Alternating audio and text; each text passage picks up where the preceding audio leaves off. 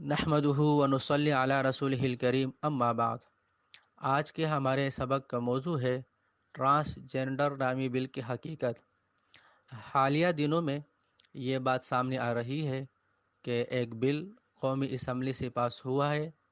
اور آگے سینٹ میں وہ پیش کیا جائے گا۔ بہرحال اس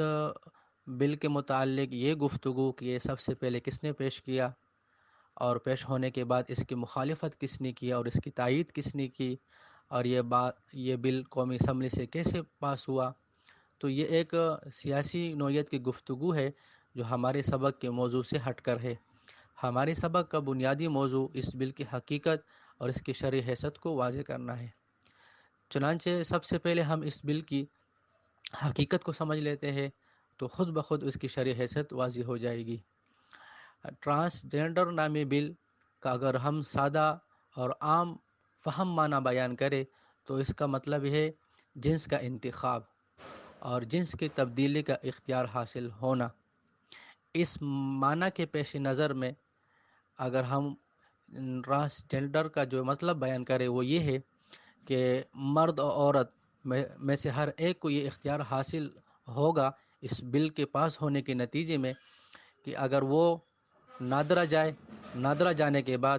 اور وہ نادرہ میں یہ جو ہے حلفیہ بیان وہ نوٹ کر لے اور جمع کر لے کہ میں عورت ہوں، حالانکہ وہ ہے مرد، لیکن وہ حلفیہ بیان جمع کر دے کہ میں عورت ہوں، تو نادرہ والے بغیر کسی تحقیق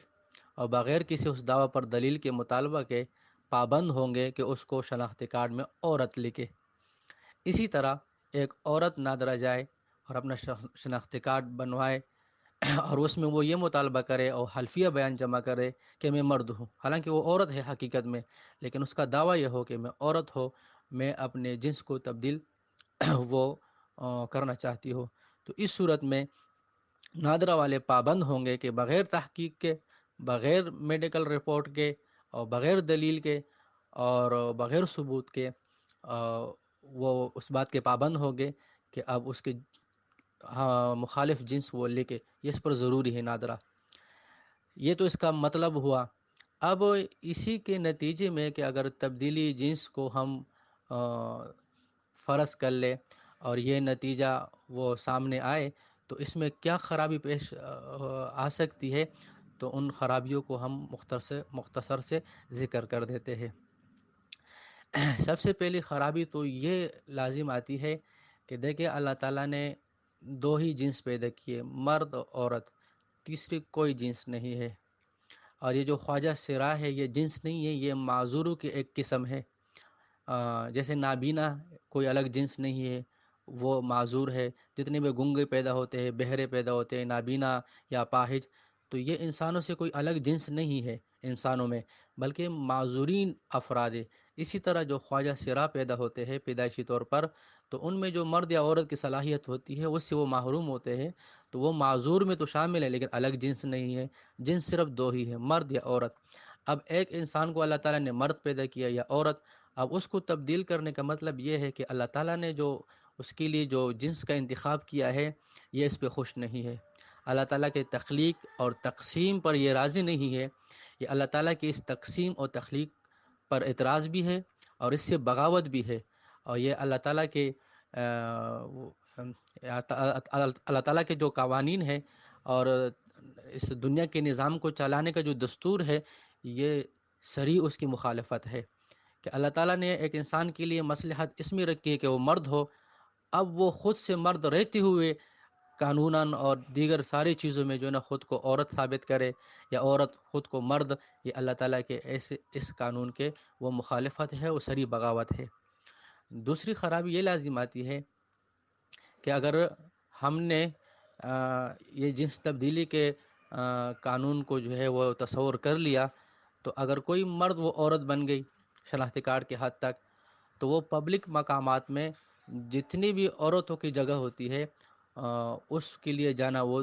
قانوناً درست ہوگا۔ مثلاً ٹوائلٹ ہے، عورتوں کے واش روم ہے، مردوں کے الگ ہے، تو اب یہ ہے مرد لیکن چونکہ شناختی کارڈ میں اس کا عورت لکھا ہوا ہے لہذا یہ عورتوں کے واش روم میں جا سکتا ہے اور قانوناً اس کو تحفظ وہ حاصل ہوگا، کوئی بھی اس پر اعتراض نہیں کر سکتا ہے۔ اگر کوئی اعتراض کرے گا تو یہ شناختی کارڈ نکال لے گا کہ دیکھیں میں عورت ہوں، اگرچہ اس کا جسم اور ظاہر یہ مرد والا ہے۔ اسی طرح گاڑی وغیرہ میں عورتوں کے لیے الگ سیٹ ہوتی ہے، جہاز وغیرہ، ٹرین اور بسوں میں، اور مردوں کے لیے الگ۔ اب یہ ہے مرد، لیکن شناختی کارڈ میں اس کو چونکہ عورت وہ ظاہر کیا گیا ہے، لہذا بسوں میں، جہازوں میں یہ عورتوں کے ساتھ بیٹھنا چاہے تو قانوناً یہ بیٹھ سکے گا، اور قانون کے تحفظ اس کو حاصل ہوگا، اور کوئی بھی اس پر اعتراض نہیں کر سکتا۔ اگر کرے تو شناختی کارڈ نکال کے دکھائے گا کہ دیکھیں قانوناً میرے لیے درست ہے، اور میں ایک عورت ہوں، حالانکہ وہ مرد ہوگا۔ یہی سلسلہ عورتوں کا بھی ہے کہ وہ جتنے بھی مردوں کے مقامات ہیں اس میں وہ جایا جا سکتی ہے، اور یہ شناختی کارڈ دکھا کر۔ اسی طرح جیسے سوئمنگ پول ہے، عورتوں کی نہانے کی جگہ ہے، تو وہ مرد جس نے خود کو شناختی کارڈ میں عورت لکھا ہے وہ جا سکتا ہے، اور اس کو کوئی روک ٹوک نہیں ہوگی۔ یہ دوسری خرابی ہو گئی ہے۔ اسی طرح تیسری خرابی یہ آ رہی ہے کہ اب جس شخص نے جو کہ مرد ہے خود کو عورت ظاہر کیا ہے، تو اب یہ اگر آگے شادی کرنا چاہے تو اب ظاہر بات ہے شناختی کارڈ میں یہ لڑکی ہے، عورت ہے، جب آگے شادی کرے گی تو مرد سے کرے گی، حالانکہ خود بھی مرد ہے۔ جب آگے شادی کرے گی تو مرد سے، تو مرد کا مرد کے ساتھ شادی، جس کو ہم جنس پرستی کہتے ہیں۔ یا اسی طرح ایک عورت نے جو کہ خود عورت ہے، خود کو مرد ظاہر کیا ہے، اور مرد ظاہر کرنے کے بعد وہ اگر شادی کرنا چاہے تو ظاہر بات ہے عورت سے کرے گی، کیونکہ شناختی کارڈ میں وہ مرد ہے۔ جب عورت سے شادی کرے گی تو یہاں پر عورت کے ساتھ شادی کرنا لازم آئے گا، جو ہم جنس پرستی ہے۔ یہ اس کی سب سے بڑی بنیادی خرابی ہے، جو بل پیش کیا جا رہا ہے، کہ اس میں ہم جنس پرستی کا راستہ، جو یورپ کا طریقہ ہے، اس کو ہموار کیا جا رہا ہے، اور ایک آزادانہ طور پر قانونی تحفظ جو ہے نا اس کو فراہم کرنے کا جو ہے نا ایک بندوبست اور ایک منصوبہ بنایا جا رہا ہے۔ بہرحال یہ بھی غلط ہے۔ اسی طرح اگر ایک عورت ہے، اس نے خود کو مرد ظاہر کیا ہے، اور اس کے والد کا انتقال ہو جائے، تو میراث میں عورت کو تو بائی کا ایک حصہ ملتا ہے، بائی کو دو۔ اب چونکہ یہ شناختی کارڈ میں وہ مرد ہے، بائی ہے، تو وہ اپنے بائی سے دو حصوں کا مطالبہ قانوناً کر سکتی ہے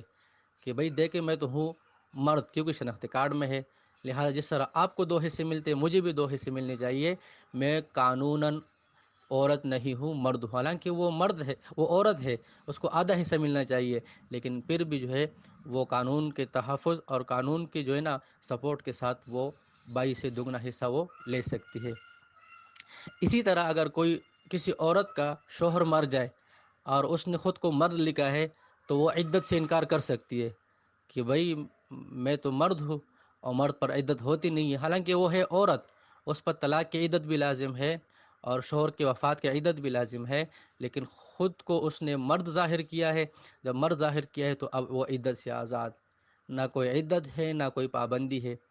اور اسی طرح جب عدت نہیں رہے گی تو ظاہر بات ہے جب قانوناً وہ عدت کی پابند نہیں ہے، تو لہٰذا آج شوہر مر گیا تو کل وہ شادی بھی کر سکتی ہے، کیونکہ بھئی مجھ پر عدت نہیں ہے، میں عورت نہیں ہوں، شناختی کارڈ کے حد میں مرد ہوں۔ جب میں مرد ہوں تو عدت نہیں، تو کل بھی میں شادی کر سکتا ہوں، لہٰذا وہ آگے شادی بھی کر سکتے، نہ عدت رہی اور نہ شادی۔ تو خرابی یہ لازم آئی کہ عدت جو گزارنا واجب تھا اور شریعت کا جو حکم تھا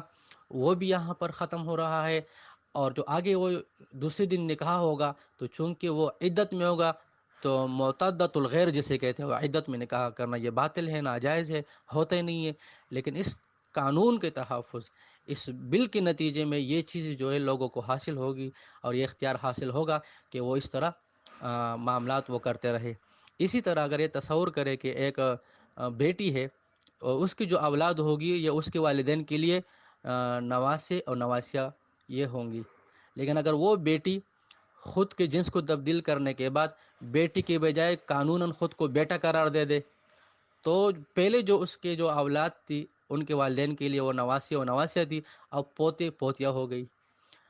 اور یہ بات بھی واضح ہے کہ نواسے نواسیاں اور پوتے پوتیوں کے احکامات الگ الگ ہوتے ہیں۔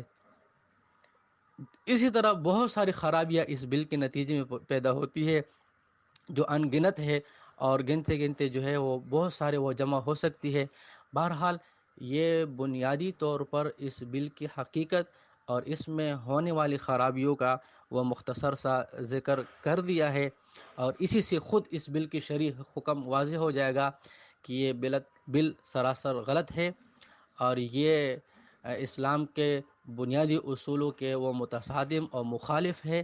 اور یہ صحیح اللہ تعالیٰ کے قانون کی سے بغاوت ہے اور مخالفت ہے،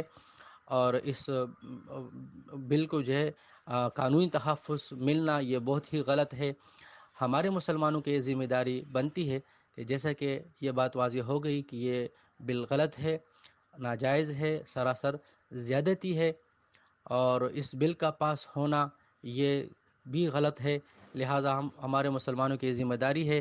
کہ جتنا ہو سکے، جس فارم پر بھی اور جس طریقے سے بھی اپنے طاقت کے مطابق، خواہ ہم